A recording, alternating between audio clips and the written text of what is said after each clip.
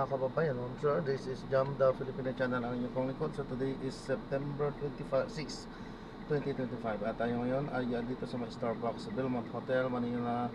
Belmont Hotel dito sa Newport Boulevard, Barangay 183 Pasay. At dadalhin po natin yan sa Lobby Hotel sa may Makati Avenue, Poblacion Makati po yan. Okay, so magbabalik po tayo mamaya konti. Pag nakuha na po natin sila, disclaimer lamang po ang kontento natin ay kalsada at hindi ang passenger. Kaya nga naman sakasakali naman po na may marinig kayo mga pangalan ng lugar, pangalan ng tao, pangalan ng organizations, government or private man yan, ay wala pong kinalaman ang channel na ito at wala pong pinapatungkulan. Lahat po na pinag-uusapan dito ay pawang dito lamang po yan sa loob at wala pong pinapatungkulan sa labas. Okay po, so magbabalik po tayo mamaya mati pag nakuha na po natin sila.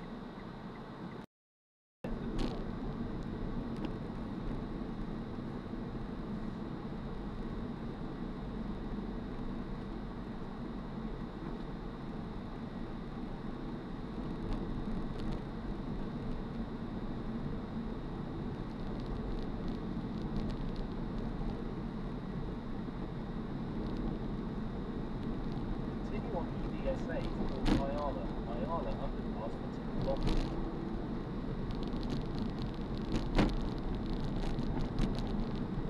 Keep right, continue straight.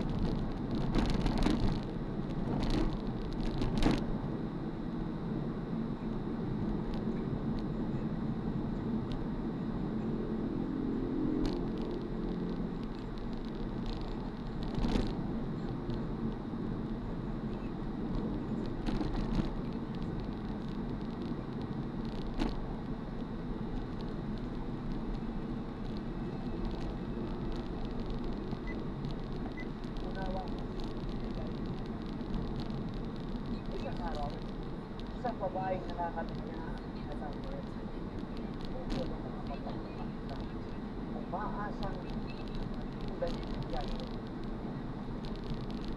Ngunit yung proseso sa tipo ng nakakatawa parang buhay na mga mag-aakit ang mga sabuhan sa isang umalis na mga nag-aakit sa bumalik sa babae at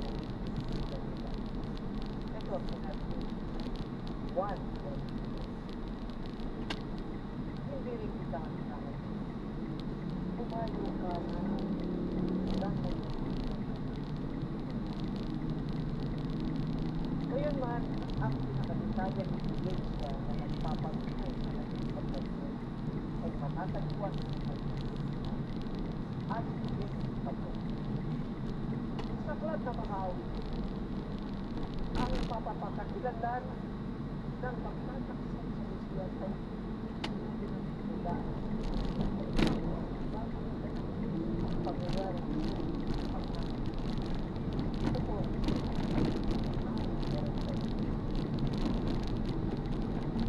maging ang matalik kong kaibigan na aking walaan na kumain ng aking buhay ay nagtaas ng pagkakas ang pagkakas ay yan po ang pagkakas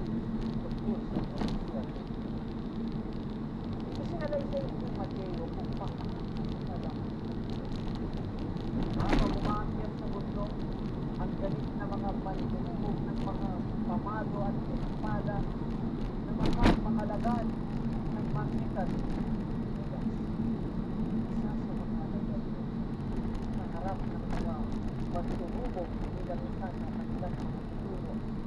Kumain siya sa muli na buhay. Kasi nila, ilang oras lang ang nakalipas. Habang Jesus at matapang na lumalakad patungo sa mga magdurumot, sinunod niya, ito po ang sulat sa Mateo. Kaagad siyang lumapit kay Jesus at sinabi, "Magandang gabi, Rabbi."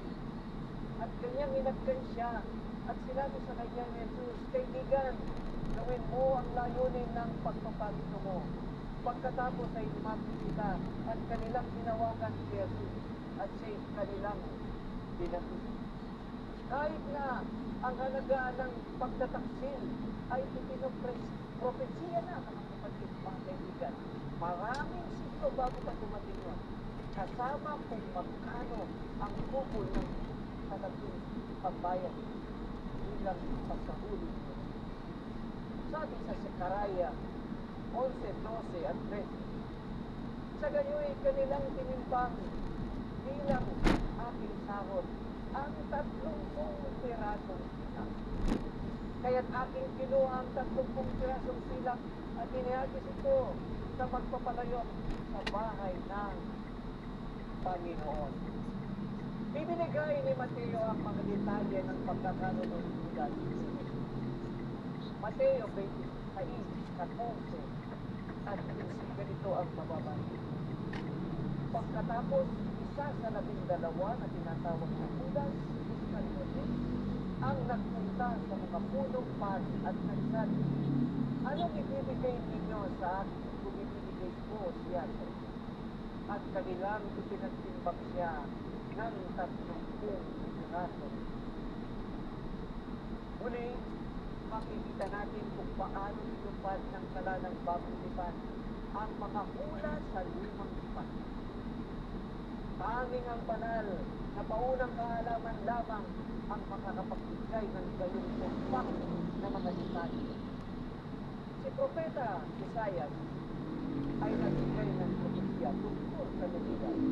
Isaias 50, talatang 6. "Iniharap ko ang aking likod sa mga taga-hampan at ang aking mga pisngi sa mga bunot ng balban. Hindi ko kinubli ang aking lupa sa kahiyan at sa pagmura."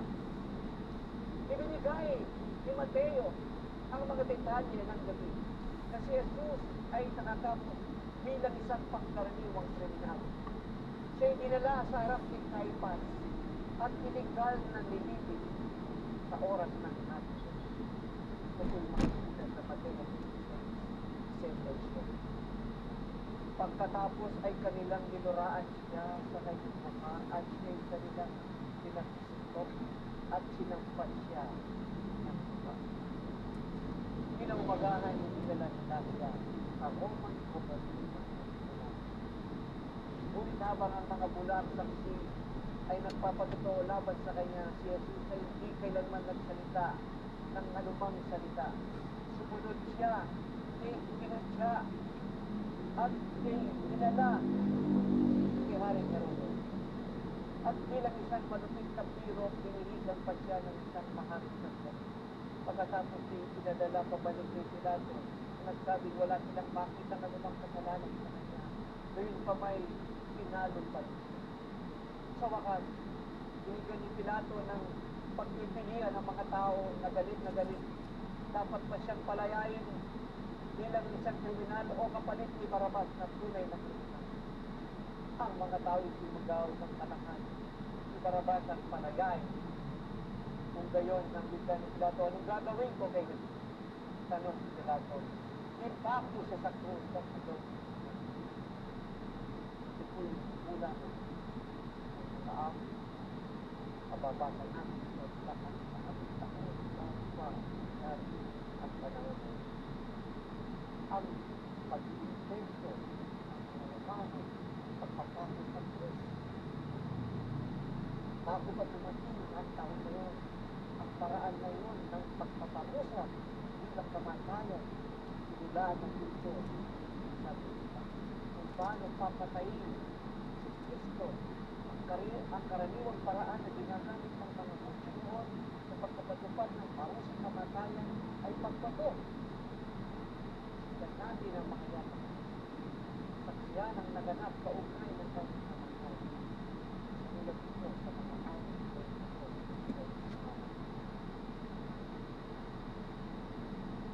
Pinutasan nila ang ating mga kamay. Sinabi sa atin ni Mateo na ang isang koronang tinig ay nabasag sa kanyang buo at hinampas nila siya sa ulo, sa Kalbaryo. Mamong pinahintulutan ni Jesus sa mga kawan at sabuyang mga kahit sa kanyang mga kamay at paa. Nasaksiyan ito ng mga alagad na si Tomas na kanyang sinabing kalaunan tungkol sa kanyang pagkabuhay sa 1:20 ang wika. Nasa kaliwa pala, no? Sa kanyang mga kamay at bakas ng mga Nasa kaliwa. at mailagay ko ang aking daliri sa pinutas Ito po. ng bako at mailagay ko ang aking kamay sa kanyang Lugdi. pakiliran Mm. ay hindi ako maniniwala. O kaibigan si Jesus ay pinapot ako. Ang kanyang mga kamay at paa ay tinusok na mga pako at tinupad ang propesiya sa lumang iban. Sinabi ni David 262. kung ano ang mangyayari sa pananamit ng Mesiyas. Hindi po automatic Libo-libong yung taon score. bago ang kamatayan. Hindi po, naka-cash po. Awit 22. Ito po, cash po. Ganito ang sabi. Ay! Kanilang Grabe. pinagbibiyan ng ating mga Naka-card po kayo. Naka-card po. Tapos na? Naka-card po. Sinabi Pero ang hindi automatic yung sa ano, ay, doon na rin po, yung sa ano natin, Yung 35? sa 35 po. Pwede dito na lang po. Sinali niyo po. Sinali ko na. Sige, sige. Okay na po? Sige. apat na baka. Sige po. Ay walang kahilig. Na sinabi mo mula sa isaan. Kaya sinabi nila sa isang Okay na po? huwag natin itong ulitin. Check ko lang po Kung yung tayo mapapala po ng taas. Huwag ganit po. Hindi kulang ang tutulog mo lang.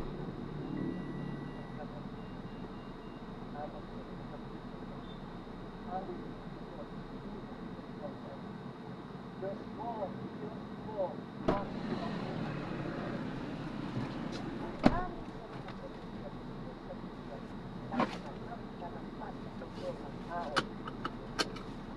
halimbawa, kaya niyayos ang tao ang kanyang kapanganaman. Hindi niya kayang inista ang paraan ng kanyang kapanganaman. Ang kanyang pagkakanglo, ang mga pangyayari sa paligid ng kanyang kamatayan. Gayon pa man, ang isa sa pinakamahalagang sinabi na magpapatunay sa hadla ng ganitong mga alino na magkakaroon ng pagtutuda tungkol bilang sinugo ng Diyos. Siya ang Diyos. Siya ay anak ng Diyos. Ayan. So, na-drop na natin sila. So, maraming salamat po sa panonood hanggang sa muli po. Ingat. God bless. Paalam po muna, pasamantala tayo ay gagawa na ng panibagong misyon video sa ating susunod na misyon. Paalam po. Ng panahon